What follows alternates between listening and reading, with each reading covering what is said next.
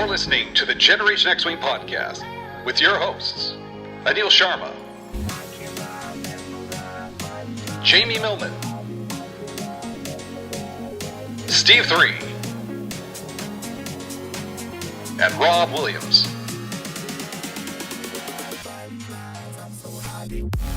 Welcome to the Generation X-Wing podcast, a modern look at a retro lifestyle. My name is Rob Williams, and I'm here with Amy Pale Rider. Now, Steve 3 cannot be here today. Anil is being a proud dad. He can't be here today, so we got the next best thing. We've got two special guests. Our first guest is well known to our listeners. He's a fellow member of the 501st Legion, Outer Rim Garrison, and we finally are following up on a long-awaited Simpsons discussion we promised him years ago, recording live from the car hole, but now actually his manhole, I guess. It is Steve Hosenose Lewis. Don't Welcome, say manhole. Steve. Why, thank you. Steve 2. Not as good as 3, but 2. Well, you're higher in the pecking orders. 2 becomes first. I'm in the imperial corner now. I love it. The manhole isn't working. You were in the car hole, but the internet was car bad, hole. So. But you are joined by Krusty in the background. So our special guest today is a weekly columnist for the Washington Post, the author and illustrator of the book Canadamon, Canadian Culture Monsters. He has been denounced by the Quebec government, which must excite our friends up at the Tumbling Saber podcast out in Quebec. Or you may remember him from such YouTube videos as Weird Santas of the World and The Alphabet is a Scam. It is the wonderful and insightful JJ McCullough. Welcome, JJ. Thanks for coming to the show. Oh, thanks so much for having me. First off, I want to talk about JJ here. I was first introduced to you. I'm a teacher out here in the West Coast, and I was doing a little report on, or teach my kids about a governor general.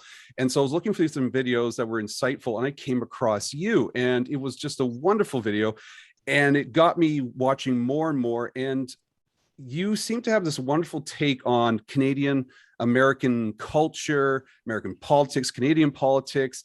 And one of my favorite things you do, being a big flag fan myself, is your love of flags, your way of searching for mysterious flags around the world. And the one thing that really got my attention to invite you onto the show was the video you did on middle-class millennial nostalgic art. Just wonderful take on music, 90s style art. And I was so excited when I saw that. I had to reach out and invite you to the show because you have such a wonderful take on all these sort of things. And then Simpsons. It was a great little connection with Simpsons and your love for Simpsons. So I want to ask you, first of all, how did you get involved in YouTube? What started you off on this path of YouTube? Well, thanks. And it's nice to know that my work has delighted you so over the years. You mentioned that I was a Washington Post columnist, and that was sort of like the first kind of path I was sort of taking in life, which is that I wanted to be an opinion journalist. I wanted to be a sort of political commentator. And so for several years, I worked in television here in Canada. I worked on TV news shows. I was a talking head pundit type of guy. And, I worked for the ill-fated Sun News Network, if you recall that at all. This was some sort of conservative commentary channel in Canadian television that nobody watched and did not last. And so after it did not last, when it flopped, I was suddenly out of a job very abruptly. And then I was kind of like, well, maybe I should try becoming a YouTuber. That seems to be the wave of the future. So, I bought myself a camcorder and I started making my own little videos, and I've been at it for 6 years or so now. Initially, I thought, from the beginning, I knew I was not going to do political commentary because I kind of felt like I'd done enough of that for one lifetime. And frankly, I don't think the world needs more hot takes on YouTube or anywhere else. So instead, I've been trying to do, different sorts of commentary, sort of cultural analysis, cultural commentary, cultural criticism, whatever you want to call it. And as you've so ably summarized, I've kind of come at this from a bunch of different angles. I've tackled a whole bunch of different topics, but I always try to come at it from sort of just the general premise of let's sort of engage with culture. Let's engage with American culture, which I think encompasses Canada as well as the United States. And let's try to say useful things about it and have some insights and so on. So it's what's kind of animates me in my life now. And it's now my full-time job making these kind of silly YouTube videos. So Glad to know that someone out there enjoys them. Well, I do enjoy them. And one of the things I also especially enjoy is the background. I want to talk about your background on your videos. If you haven't seen these backgrounds, and it changes, it's tough to keep up. Like I can't tell without looking at what year your videos are. You constantly revolve the knickknacks and the collectibles and the flags and everything. How did that all start? Because your very first videos were kind of like in a bedroom, or not like your living room or something like that, I'm assuming. Well, actually, we used to be in the car hole, and then I gradually moved it up to the bedroom. No, it's true. I do like knickknacks. I like souvenirs a lot. It's actually kind of funny that you say it's always moving around, because I was literally just rearranging it earlier today. You can't, for anybody watching, you can't see it on the video now because it's from a different angle, but normally it's facing in the other direction. But yeah, I mean, I have these shelves behind me when I make my videos. They're full of knickknacks. A lot of them are souvenirs that I've bought at different places around the world, or they're things that my viewers have sent me. You know, I have viewers from all over the world, and they send me little knickknacks and folk art and handicrafts. And I don't know, this kind of stuff is cheesy, but it means a lot to me. I like sort of, you know, one thing that sort of continues to fascinate me is the idea of cultural objects that are immediately recognizable and meaningful to particular cultures, almost to the point of them being cliche or being, you know, kind of trite or too familiar. But nevertheless, they can be extremely exotic to people from outside of that culture. They're completely meaningless unless you're very deeply seeped in that particular culture. And I've always enjoyed trying to find objects of that sort and trying to deconstruct them and trying to learn them so I can sort of fake cultural knowledge of a culture outside of my own. Actually, that's one of the, as we'll talk about in the Simpsons, when I was watching the episode we're going to talk about, the Marge Be Not Proud, there was a number of like great sort of cultural object moments of that sort that we'll talk about when we get to it. But, you know, this is the kind of mundane stuff that fascinates me. I'm very interested in material culture. I'm very interested in consumer culture, consumer objects. And you know, there's nothing more of a consumer, meaningless sort of consumer object than a souvenir. And that's why I find them so fascinating. Well, I remember you did one episode about just Vancouver's iconic symbols. And it was interesting to see that tape because, again, we as Vancouverites take it for granted. But when you see like an East Van cross or what were some of the other things? Like, remind me again, because I'm blanking again. Like I talked about the towels that we wave at the hockey games, right? Like, yes.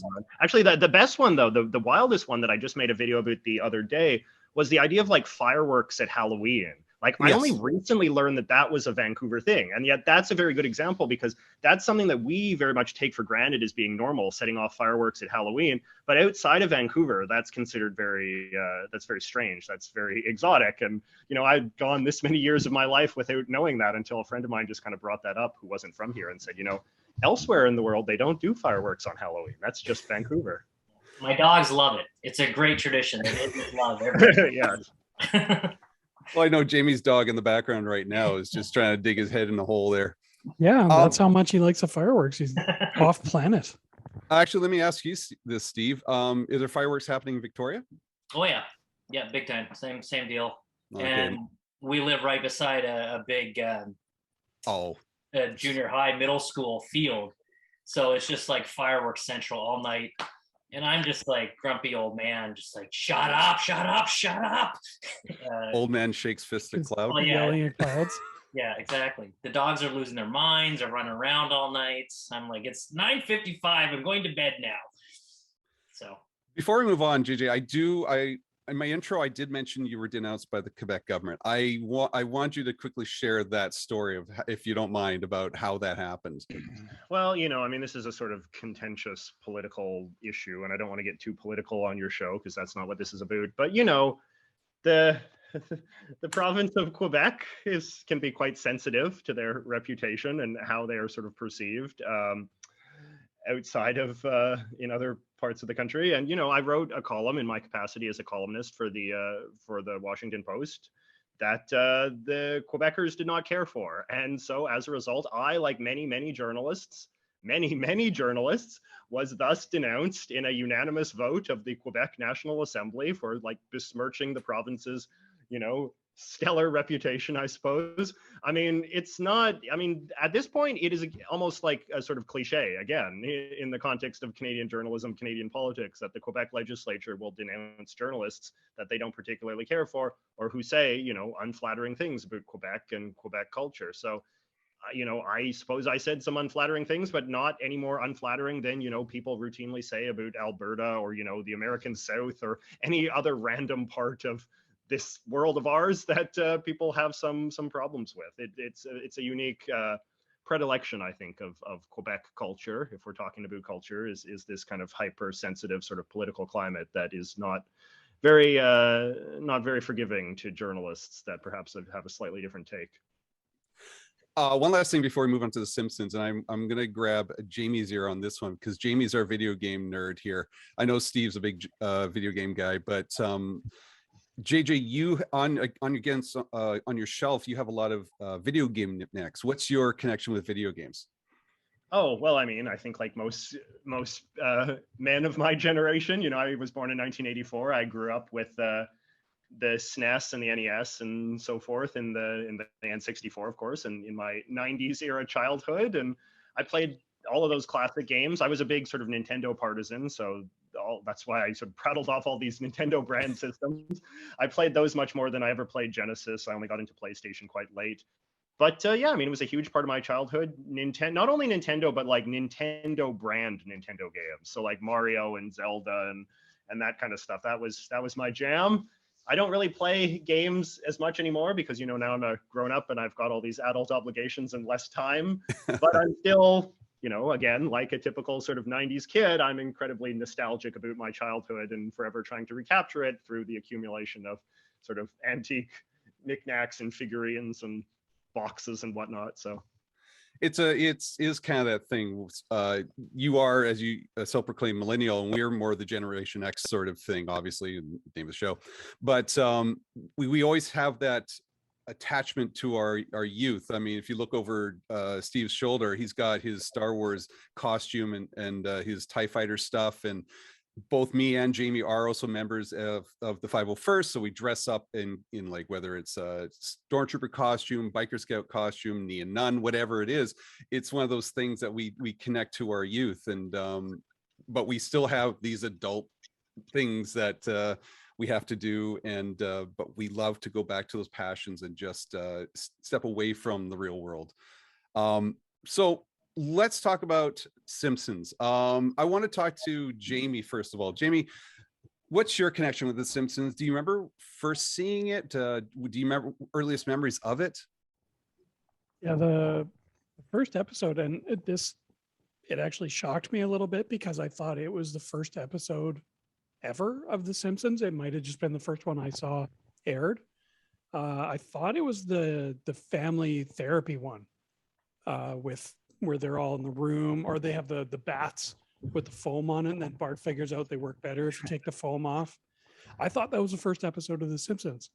So that was the first one I ever saw back when it first aired. And that to me was hilarious because there was nothing else, especially nothing animated like it on TV, especially during prime time. I swear I saw that one on a Spike and Mike's animation festival when I was I think it was in high school or college. We would go to those Sick and Twisted and stuff all the way out in near UBC, and I swear I saw that one, but I didn't remember watching the Tracy Ullman show back in high school. And at first I wasn't too attracted to it because the animation was really rough, but I think that was my first episode, full memory of an episode as well, the one with the therapy. What about you, Steve? First one, geez, I don't know. It's always just been there. Kind of like air. It's always been part of my background. So I remember, I think one of the earliest things I can remember is I was in grade 7. My parents went to LA for a conference or something, again, not taking their children, and came back with some like bootleg Simpsons t-shirt. It said "Eat my shorts" or whatever, but it was like hot pink. I was like, screw it, I'm wearing this school. This is awesome. And I wore with pride. So JJ, what about you? Well, see, I'm a little bit younger than you guys, right? So it's like my memories of The Simpsons. I remember it being like the very controversial show when I was young, right? Like the show that kids my age were not supposed to watch, and that, you know, parents forbade the children from watching, and all of this kind of thing. So it always kind of had an air of naughtiness to it, an air of sort of forbidden fruit kind of stuff, which is preposterous when you look back at those episodes in particular, like, you know, season 1, 2, which are so heartwarming and sort of saccharine, frankly, by, you know, sort of today's standards. But, you know, I guess I started watching it seriously when I was a little bit older, maybe when I was in maybe middle school, but then I just became so obsessed with it, and then I just sort of consumed it nonstop, and I watched every episode, and I became like, you know, the kid that the other kids would try to stump with Simpsons trivia and all this kind of thing. But it's funny, like I cannot remember the first Simpsons episode I saw, although I definitely do remember this the Simpsons Christmas special that we're going to be talking about, because I remember my sister taking it out of the I think out of the library actually on a cassette tape, and us watching that a gazillion times on the old VCR at home. It's funny you mentioned that, because there was a huge controversy. I remember it was Bill Cosby, the Cosby Show versus Simpsons, and Cosby Show was trying to make sure everybody understood that this was family values, this was wholesome. Funny how things change, how everything was just so, you want the family to watch this and we are not them. And it was quite the, again, using the word controversy, but you look back and now it's so tame. Yeah. So tame. But then again, have we been desensitized by a lot of this sort of stuff? Because it was different. I remember how different it was compared to other stuff. It paved the way for Married with Children and all those other types of shows that have now just flourished into what we have today. But it was, yes, I remember this one. I remember on grad night, waiting to pick up my date for the night, and we were sitting around watching the first season of Simpsons. And I think it was I think that's where I may have saw the therapist episode, but it was just these memories of before high school graduation. I graduated in 1990, so it was like weird to know that this was still in the 80s when I look back at it. Let's dive in.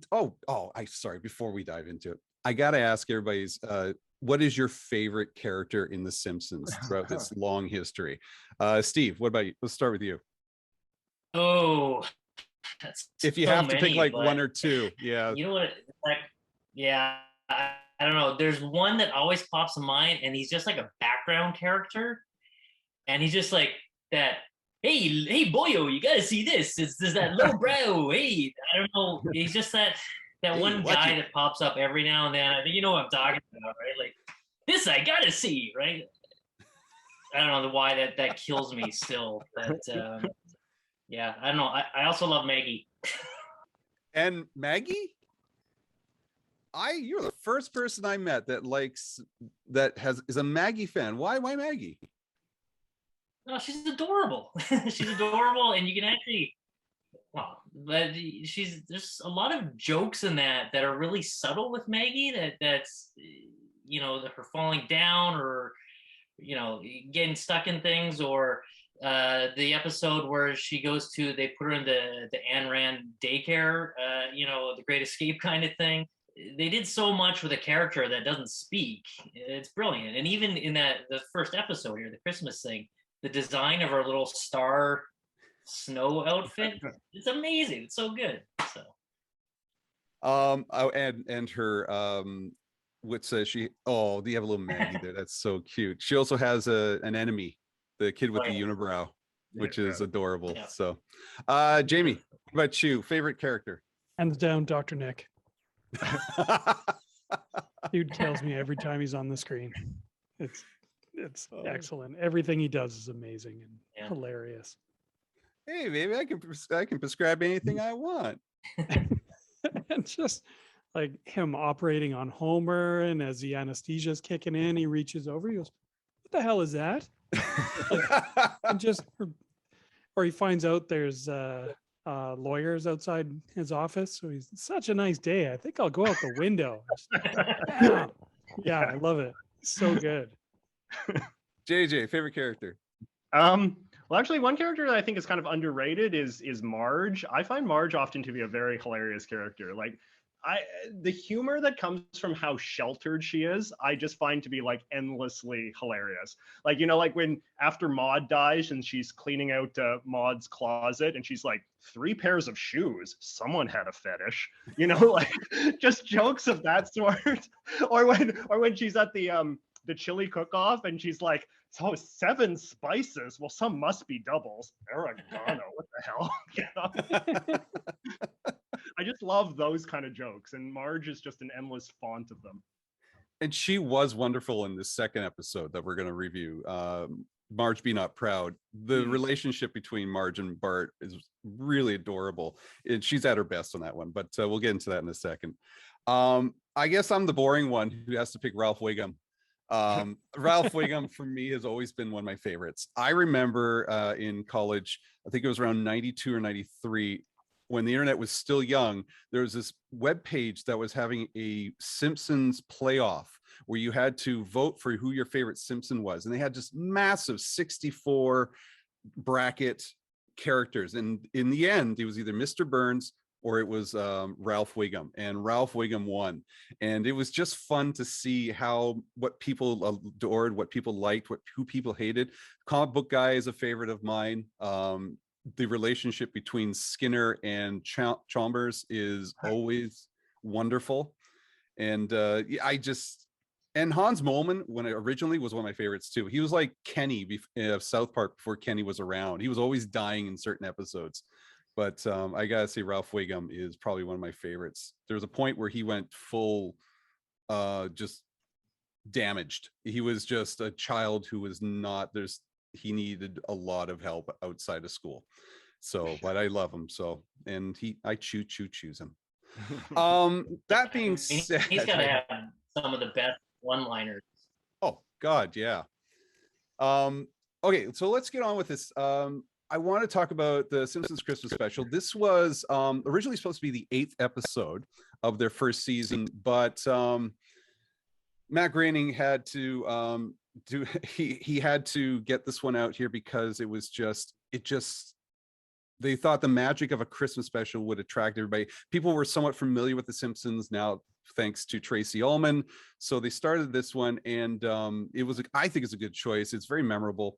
A lot of this has just a heartwarming joy to it when I look back at it now. Animation's kind of rough. All the character development's still growing. I mean, you see Barney with his blonde hair, that sort of thing. But it is a wonderful episode. So just to give a quick synopsis of this episode, basically Homer has to take on a second job as a Santa Claus because the bonus did not get through. Bart to pay for Bart's tattoo removal. And so he needs to find a job to save Christmas. And in the end, that's where they discover Santa's a little helper from the track. I want to get your first impressions. We'll start with you, JJ. Looking back at this episode now, being the very first episode, what was it like seeing this episode again after all this time? Yeah, it was interesting because you definitely do notice that the characterization is quite different. You know, like Homer of that episode is very different than the Homer that emerges later. This Homer that we see in this episode is a much more sort of kind of bumbling Fred Flintstone kind of esque guy. Like, you know, a kind of he's much more like mature in some ways, and he's sort of like much more sort of paternal and kind of a much more sort of like standard kind of oafish sitcom dad. He's not quite yet, he's not very funny, I must say. Like that first generation of Homer is just not a very funny character, in my opinion. He doesn't have like the same sort of propensity for one-liners. Instead, he just kind of has these kind of, you know, kind of gruff kind of dad kind of style humor, I suppose you could sort of say, as kind of as a sort of like stern but kind-hearted, heart in the right place kind of stuff. And the other thing that struck me too is that like a lot more of the sort of premise, like the setup of the show really seems to like be based on the premise that like this is like a lower class family, like kind of almost like poor white trash, and that they kind of just inhabit this kind of trashy lower class sort of world. You know, like going to the dog track, and Moe's is presented as much more of a kind of like dive kind of place, and Barney is presented as much more of a kind of like gross sort of figure that like reflects poorly on Homer for being part of and doing the like being so desperate for money that he has to do this, Santa job and all that kind of thing. Like that whole kind of class aspect of The Simpsons is really quite absent, I think, in subsequent episodes, and is even lampshaded in the infamous Frank Grimes episode, where Frank kind of talks about how well the Simpsons actually seem to be living, like how comfortably middle class they are, and that whole sort of the class comfort that you can take for granted in later episodes is just so absent in this episode. Steve, your turn. What did you think about this? It was a bit rough to rewatch it. That's what you said off air. You were like, I got through that one. But it's kind of what I expected. It was, like what JJ was saying, the animations that developed. Yeah, but one thing that was actually really off-putting for me was the lack of score and the music. There's no Danny Elfman. It's just like quiet, next scene, quiet, next scene. So that was I found that really weird too. It's interesting talking about the class thing. I watched it last night. I pulled out the old DVDs and listened to some of the commentary. And one of the things that they said is at the beginning of the series, they intentionally were trying to make him sort of lower class, and then they kind of sort of chucked that in the bin shortly thereafter. But he's at like the dollar store buying pantyhose and pads of paper. So many things you can do with that. Jamie, so on the show, we've talked a lot about different television series, and usually when we go for that first season of shows, especially well-known shows, and you go back and visit it is kind of rough. But what did you think of this being the pilot episode, I guess, or the very first episode that most people are exposed to for The Simpsons? I mean, it was pretty much what I expected. It wasn't quite as rough as I remember it being. Mostly just like the animation, the art, and even the choices in voice acting, I remember being a lot more rough than this one. So full disclosure, when Disney Plus hit and I found out that Simpsons was on it, I immediately started a watch through of The Simpsons, and I skipped the first season. I went straight to season 2 and then kicked it off. So yeah, going back to this one, it was better than I remember it being. And it was definitely, I mean, you guys already hit the poignant points, especially with Homer's characterization. Like he's become such a clown over the years.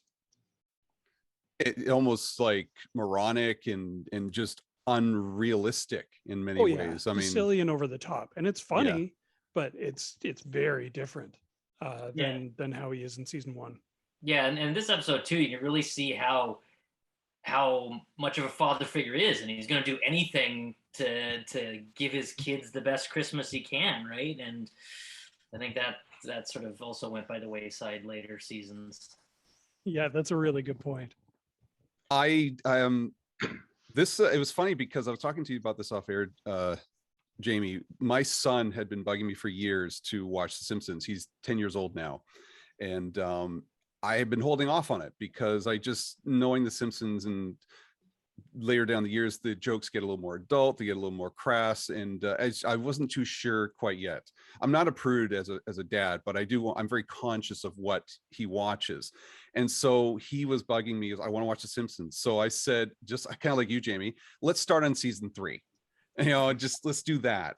But no, I want to see the very first one. And so he watched it, and now he's on season 6, and he's kind of stopped watching it because he's just, some of the jokes he just doesn't get anymore, and he's just kind of taken a break from it. But he was pushing through it, and there was some he really liked.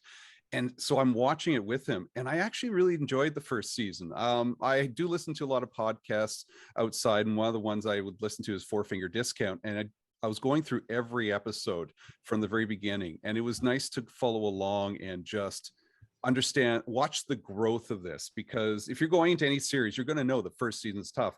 But since this was the 8th episode, planned to be the 8th episode, it sounds like what happened, they're starting to work out a lot of the kinks, because episode 2 through 7 are really rough. The animation's tough, the storyline, and as you were saying, Steve, that the soundtrack or the music, it's just missing. It's odd. It's weird. You expect to be having constant stuff happening in your ears all the time. So one of the things I did enjoy, and then I'll ask you guys about stuff, is the Christmas concerts. Again, being a teacher, being a dad, I was right alongside Homer on this one. It was just like, oh no, let me get out of here. And I'm one of the guys running the Christmas concert. I remember in elementary schools, and it was just like, a lot of the parents are like, I got to be here for the whole thing. My kids at the beginning, I sit next hour. So it's a tough sometimes. And I just sat there laughing because it was just wonderful. And then there's times you really want to yank that kid off the stage. But things that stood out here for you guys. What JJ, what stood out for this episode for you regarding the whole Christmas feel, or anything else about this episode? Well, I mean, I think that what you do see in this episode is sort of like the idea that The Simpsons is going to have happy endings, but they're going to be kind of bittersweet. And you can kind of get how like that was probably something that was quite subversive for the time, right? Like that the episode is kind of set up, and you know, it's very meta because Bart talks about this very openly in the episode itself. He says like, when's our Christmas miracle going to come? Like, what's going to be like the big miraculous ending that's going to sort of save the day? And it's like, that never comes in a kind of typical sort of sitcom-y way. Like there is no perfect ending. They don't get Christmas presents, you know, they don't come into any great amount of money that allows them to have a sort of traditional Christmas, but you know, they get Santa's little helper and Marge is delighted and the family is, you know, all together and singing Christmas carols by the end. So it kind of has a sweet ending, but at the same time, the show is kind of cheeky about the way that it's sort of like consciously subverting and denying a perfect ending. And to me, that seems like something that I think in the first few episodes in the first season was really something that The Simpsons was very conscious about, that it was not going to be an overly maudlin show, but it was going to be a show with a bit of a bite to it in that sort of regard, which is weird because I think now when we look back at those episodes, they actually do seem quite maudlin, because the idea that there has to be even a bittersweet happy ending is, I think, quite absent in subsequent seasons and episodes, where the goal is just, I think, just humor more than anything particularly heartwarming or satisfying. That's a good point, because earlier I mentioned the comparison between that and the Cosby Show. Every episode of the Cosby Show ended with a happy ending. And if it was even much like this ending of The Simpsons, where it was somewhat happy, there was a lesson to be learned, I think, for something like that. But this, I like what you're saying, because it does, again, lead down the road to other shows that don't always have to have the happy ending or the applause at the end of a sitcom sort of thing. What about you, Steve? Anything else stand out with this episode for you? Well, I did, you know, even though it might be a little too savvy, but I did like the establishment of the family and how much Homer and Marge and their family, they loved each other so much. I did enjoy that, even though it, you know, might have been a little sugary. I will say the part that I laughed at the hardest was when they're at the racetrack and after the dog left, and he's like, I'm not leaving until our dog finishes. Yes. And then there's a very long pause. He goes, forget it, let's go. That's funny. That really struck me like as a very modern joke. Like you would see that joke in a like more contemporary episode. I agree. That was also yeah.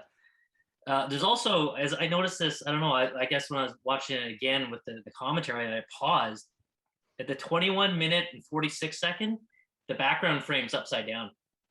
You'll look, there's a picture of Bart and the wire hangers upside down, the lampshades in like the top left corner. Only by chance did I notice that. Yeah. That is so weird. Yeah. How about you, Jamie? What stood out for you? What was some favorite moments of this episode? I wouldn't necessarily say favorite moments. I love the joke about them waiting for Santa's little helper to finish. But just I think the scene that struck me the most was how depressing it was after that race.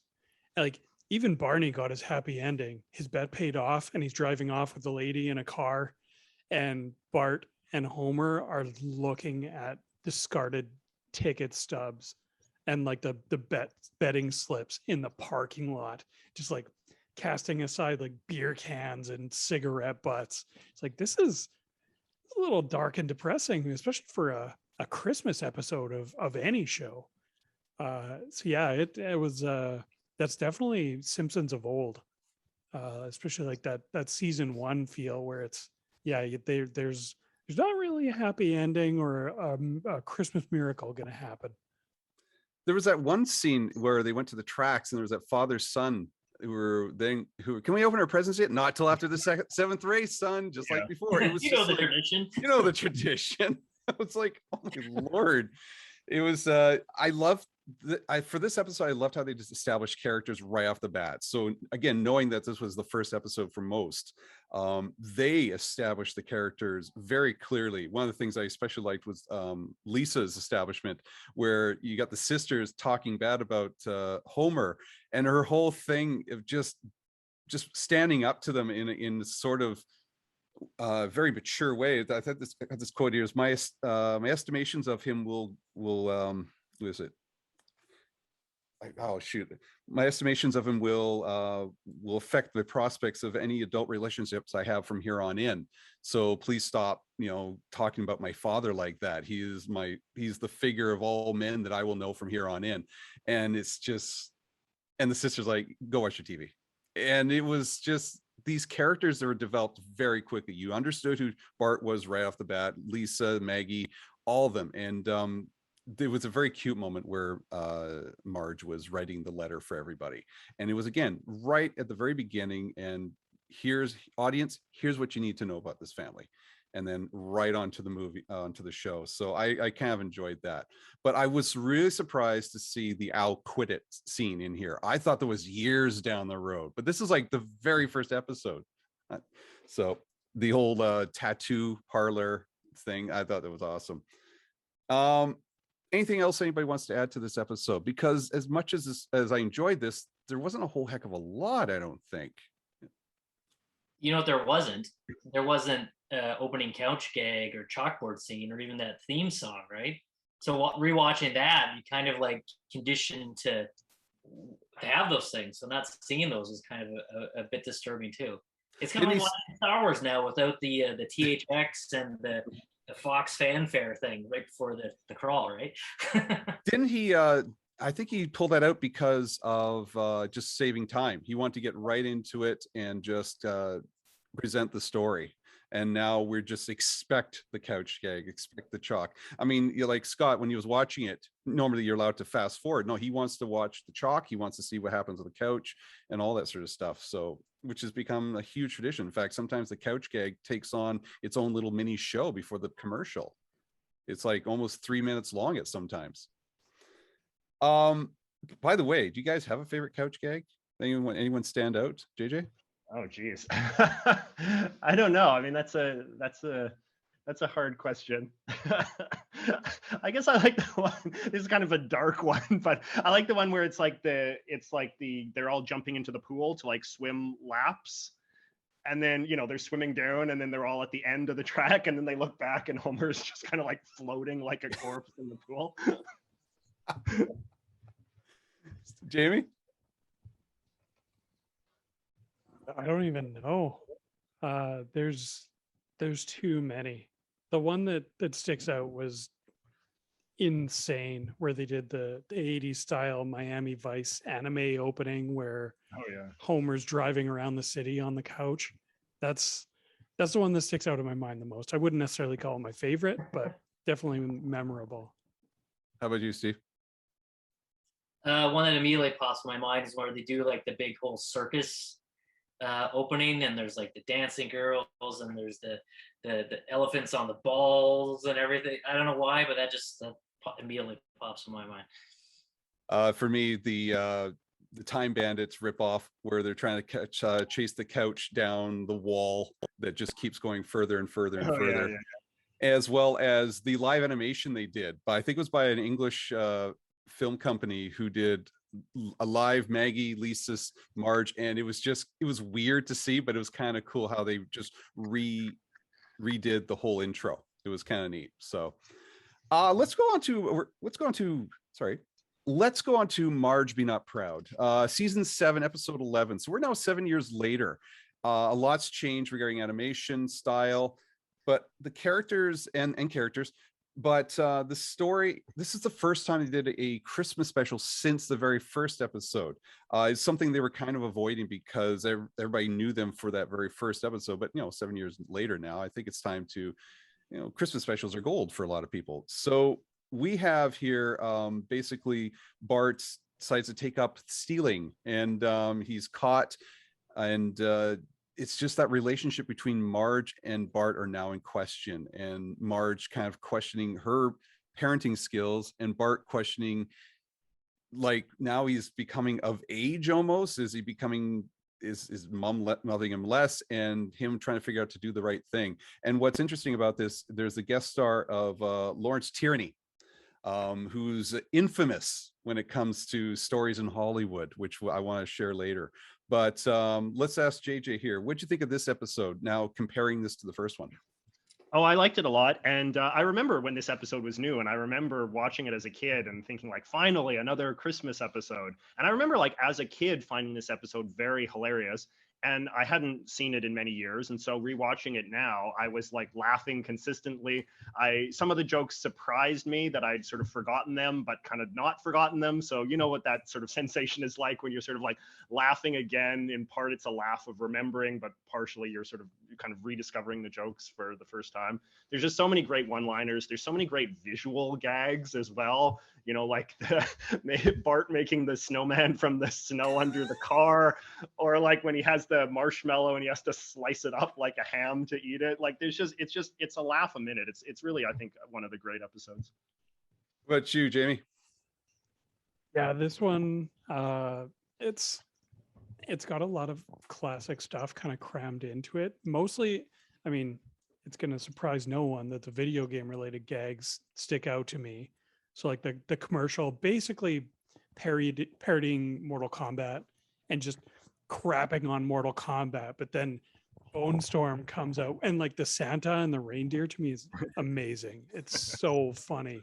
And he comes in and Bone Storm looks exactly the same as the games they were just crapping on. And then the Lee Carvalho, the putting challenge. I don't know how many times I've quoted that whole back and forth. Like, you are on the green. I recommend Feather Touch. You have selected Power Drive.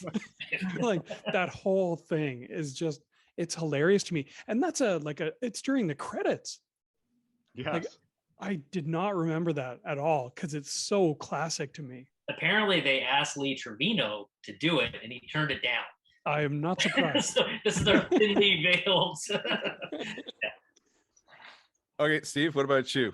Seeing this after this is long a brilliant episode. I mean, to me, this is in the golden years of Simpsons. Like you guys are saying, there's so many gags, sight gags, small little jokes, just stuff in the background. And even lines like when Don Brocka's Marge is like, oh, my boy wouldn't do that. He wouldn't steal. And he's like, oh, yeah, a grown man stealing stadiums and quarries. These just small little zingers, just brilliant, right? Yeah, there's so many good things. I love this episode. You know, same thing is like there are jokes I forgot about, and I was just howling to myself. My wife was in the other room, like wondering what the hell I was doing. There's so many years of Simpsons that we have in our memory that for me, I forget which joke is in which season, and it surprised me how many was in here. Like you talked about, JJ, the marshmallow one, the get 'em ma. I forgot that was in this one. Yeah. Four-finger discount, all these sort of things. And I totally forgot about Lee Trevino as well for some reason. I remember it was a video game one, but it was just like, until I started watching the first 5 minutes, I'm like, oh my God, yeah, it's Lee Trevino episode. And or I keep saying Lee Trevino. It's not Lee Trevino, it's Carvello. But I'm gonna get my ass sued. But there's so much in here. And unlike the first one we just saw, it's a lot more compact. There's no missing moments of just a time to get in a joke or a visual gag, as you guys were saying. The even little visual things like the Maxell commercial where you got Milhouse just sitting in the chair. Oh yeah. It's a great little retro gag, at least for me. I mean, I think there's many a bachelor in their 80s and 90s who had that poster or frame up on their wall. So what's so for you, well, I think Go ahead. No, sorry. I was gonna say, I think that Maxwell Gags is a perfect example of the Simpsons, the layering of the jokes, right? Kids don't get that. That's there for the parents. Yeah. You know, so and that's the things that I growing up didn't get. But now, as an adult, I'm like, oh, I get that Streetcar Named Desire reference. I get this reference. All these movies and plays and stuff that as a kid I had no idea what they were. And now I'm like, oh, that's brilliant. I get that. Yeah, I see what you did there. Can I ask you to explain a joke to me? When Krusty, the Krusty kind of Christmas at the beginning, and then he's like, it's the South American singing sensation Shusha. I remember her because I remember her actually being a celebrity at the time. But then he's like, respected private citizen Tom Landry. And like, what's that? Like, I know who Tom Landry is, but what's the nature of that setup? Is that a reference to something? I didn't get that either, to be honest with you, because I was like, I thought Tam Landry, he was a football coach, right? Yeah. Famous. I couldn't figure out why they said respected citizen. I didn't even know that the other one was an actual person. Yeah. I remember because I remember she was from Argentina or something. I remember her when I was a kid. Her show was on sort of Saturday morning TV, and very strange name with all these X's in it. Hard to. Shusha was how it's actually pronounced, not. I thought it was a take on Charo from the 70s and 80s. So I just didn't realize that's so funny. As for the Landry thing, what about you, Jamie? Do you know that one or? No idea. Because I listened to the commentary. Still right over my head. I listened to the commentary and they didn't mention anything about it. So did you watch this with the commentary, Steve? Yeah. I'm sorry. I know the old folks can't help you here. I'm so Oh, shucks. Go visit your local library for more information. I want to talk about Lawrence Tierney before we get into some of the gags. If you don't know who Lawrence Tierney is, an actor from the 50s, 60s. He was made famous by, it was Dillinger, but he was made more famous by his constant fights and drunkenness and arrests off camera. And so he was kind of ousted from Hollywood for a long period of time. And then along comes Quentin Tarantino. He brings back this guy. He brought back John Travolta. So let's get this guy involved. And so he brought him back for Reservoir Dogs. And if you know the scene from Reservoir Dogs, he's the one naming everybody. You're Mr. Pink, you're Mr. Brown. And he has that gruff, pissed off voice that is very attractive to a lot of guy movies.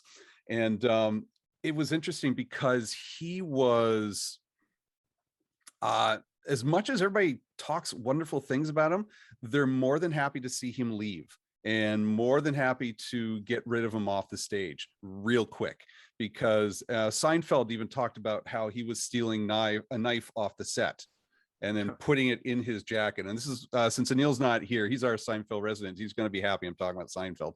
But he was just like, he took a cleaver off the set and just kind of pocketed it. And so Seinfeld's like, hey, what you doing with that in your pocket there?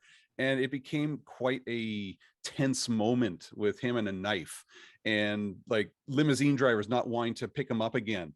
And like even in Reservoir Dogs, him and Tarantino getting into a big fight and telling each other to F off and stuff. And he didn't like anything that was going on. And even in the Simpsons episode, apparently they were just glad to see him go, and they even threatened Matt Groening threatened him, if you don't behave well enough, I'm going to bring him back for another episode. It's just like, but everybody's like loved him on set, great actor, glad to see him go. So it was kind of a weird situation. What'd you guys think of the character though? You want to jump in there? JJ, we'll go for you. Okay. Well, I mean, he's obviously hilarious. I mean, it is.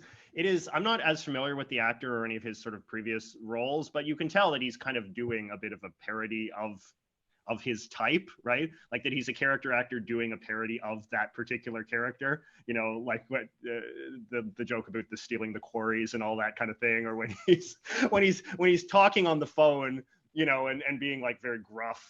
And then it's like, oh, they weren't home. It was a message, you know. I remember finding that just so hilarious. The way he even anticipates that they're going to find a problem with his name. That's right, Don Brodka, you know, like Well, you know what? You know what's funny about that? That I from the commentary, they were saying he didn't get that joke, and they had because this whole meta joke and everything, he didn't get it. So they tried to explain it to him, tried to explain it. He wouldn't do it. He didn't get it.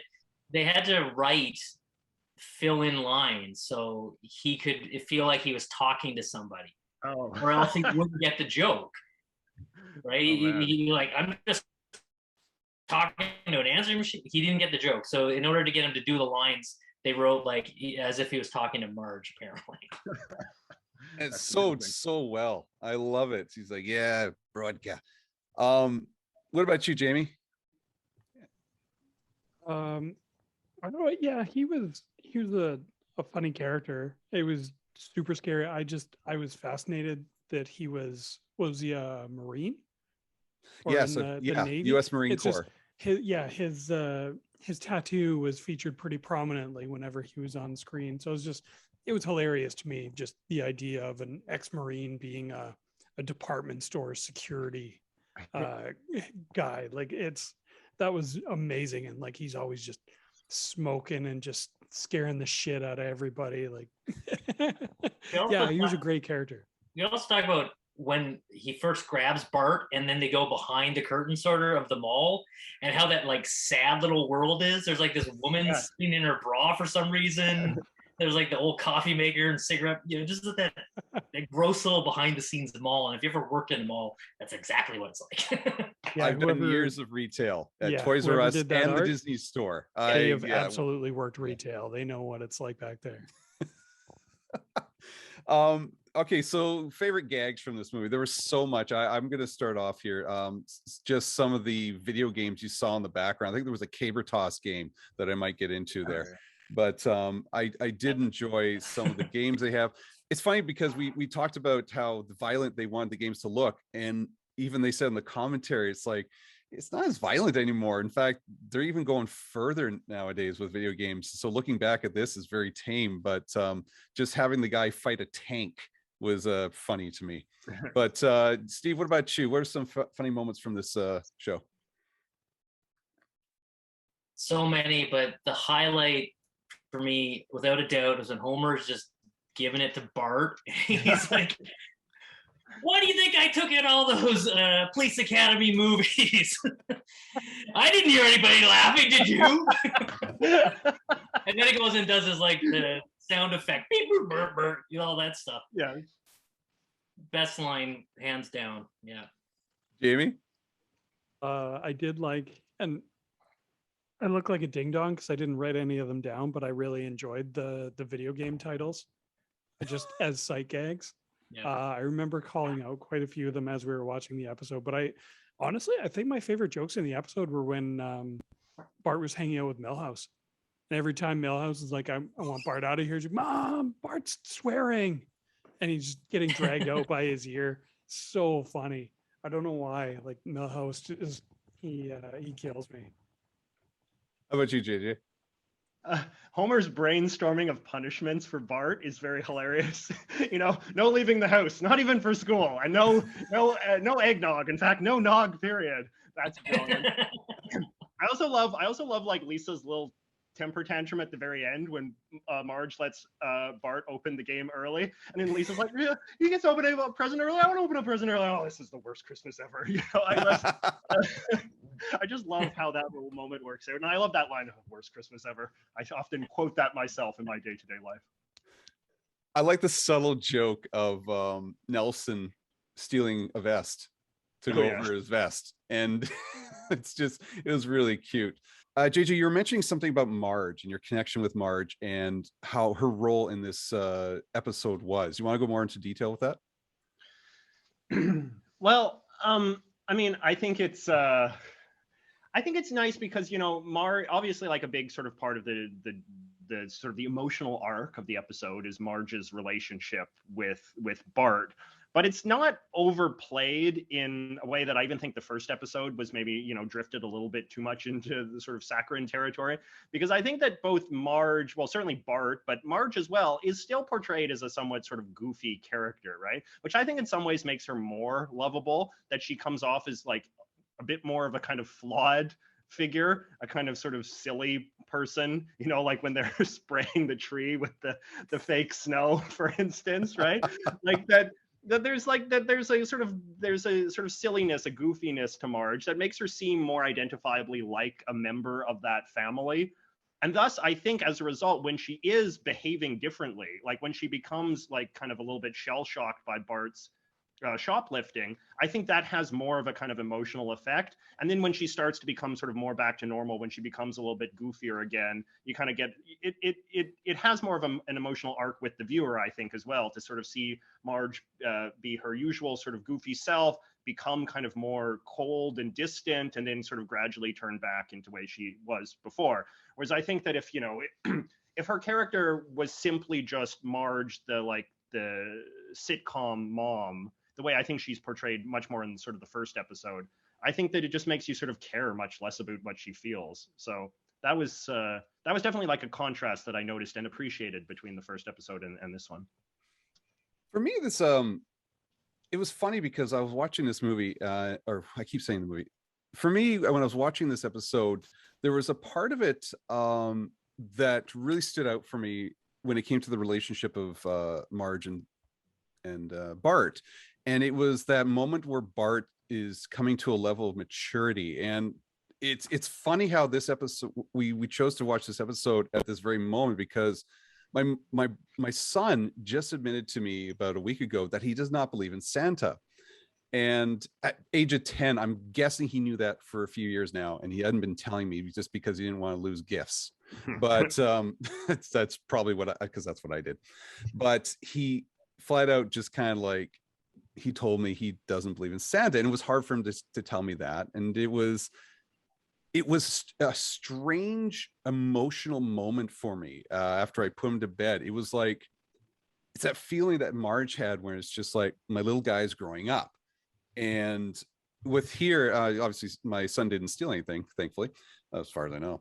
And but it was just that moment where you're taking pause, and it's just like, it became a milestone moment. And so when I see Marge looking at Bart, and before it's here comes the choo-choo train, all the caboose, and patting the bum, and yeah, Bart hates it, but he kind of loves it. And oh no, here it comes again. And there's that little subtle moment where he's complaining, oh, here it comes, but he puts down the blanket, ready to prepare for the embarrassing moment. And it's just like, when my son revealed about the Santa, it was just like, I saw Marge, and it's just, it was touching for me, because now Marge is walking by doing the same thing for Lisa. She's still young enough, she'll love the caboose joke. Go to Bart, good night Bart, walk away. And it was cold, and there was more of a bit of anger there, but disappointment. But it's just like, it was a moment of pause for her and for Bart. And Bart chose an opportunity of growing up and being mature, and that's what really touched me, because it is a milestone in their relationship. Although in the world of Simpsons, everything's switched off and new episode, new ideas. But it was an odd way how it touched me, is what I'm trying to say. And I think I dug this episode more now. If I had seen this 3 weeks ago, I probably wouldn't have connected as deeply with it. So that's just me. You guys are my therapist listening to me talk about this. Let's get into a little lighter here. Anything else that kind of stood out for you for this episode? Because we are running out of time. We'll go to Jamie. I did appreciate all of the angels and devils on Bart's shoulder being various video game characters. That was pretty funny. Yeah, I don't know why, but Donkey Kong cracked me up. Luigi's the devil, wasn't he? Is that what I understood? Luigi's the devil? I think so. And like Lee Carvalho showed up and said his piece. Yeah, it was hilarious. Steve, your turn. I don't know. I think we've kind of touched on everything. There's just so much, the sight gags, the little one-liners. One of my other favorite lines from Don Brodko was when he goes, "If I wanted smoke blown up my ass, I would be at home with a pack of cigarettes and a short length of hose." That's a typical Saturday night, isn't it? Yeah. Good call, Steve. That was amazing. JJ? So before we were talking about like, how much I like, sort of culturally specific objects. And I thought that there was two nice moments of that in this episode. The one is where when Don Brodka, like just after Bart leaves the security guard office, and then he's trying to make his like handy snacks, with the stupid little red stick to spread the cheese, and it just cracks the crackers, and he's just so pissed off, right? Like that was a wonder, because that object is so specific, right? Like we can all relate to that consumer product and just the frustrations of dealing with it. And then of course the other one is that Milhouse for some reason is obsessed with the cup and ball, like, which is just like, and that's a wonderful moment that's like very culturally specific and very object driven, because it's based on the premise that we all know this is like this dumb archaic toy from like, I don't know, like the Victorian era or something, and yet Milhouse finds it as exciting as a video game. Like that's a wonderful moment. The cracker and cheese, had this as a kid. Did you guys have any way of eating that? Because what I would do is that with the cheese, I would cut it into squares, like quadrants. This quadrant was for one cracker, this quadrant was for another cracker. I had this OCD sort of way of eating my crackers and cheese, and I was ticked off when the bubble was on one side, so I'd have to kind of balance it out in a certain way. What about you guys? Any weird way of eating your crackers and cheese? Oh man, my father would not allow me to have such unhealthy snacks, I'm afraid. So I only coveted it in more lucky children. But I will say, that's a brilliant joke again, like you're saying, because this big tough grizzled Marine is getting bested by a cracker. And he has a very Marine-like reaction to it besting him as well, like just cursing and muttering. Well, with that being said, we typically like to rate certain movies when we do this. How would you rate, first of all, so you guys, for the first episode, rate a scale of 10? Jamie, on a scale of 1 to 10, the first episode, and then the second episode we saw. The first episode, I'd do, I don't know, 7 out of 10. Yeah, it was pretty good. It was better than I expected going into it, knowing that I was watching season 1 of Simpsons. And the second episode, the Bone Storm episode, that's like 10 out of 10.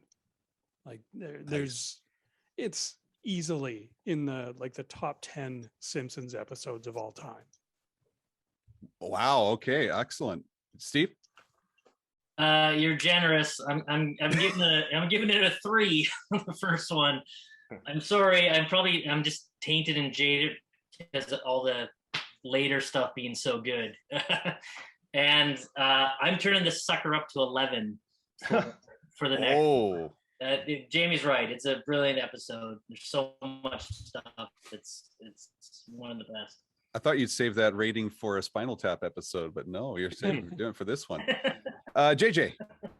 Man, that's kind of hard. I guess maybe I would give the first one, I don't know, like a 5 or a 6. Like it's good for, I suppose, what it is, but like as far as Simpsons episodes go, I think it's not really that pleasant to enjoy watching as anything other than kind of a completionist kind of exercise.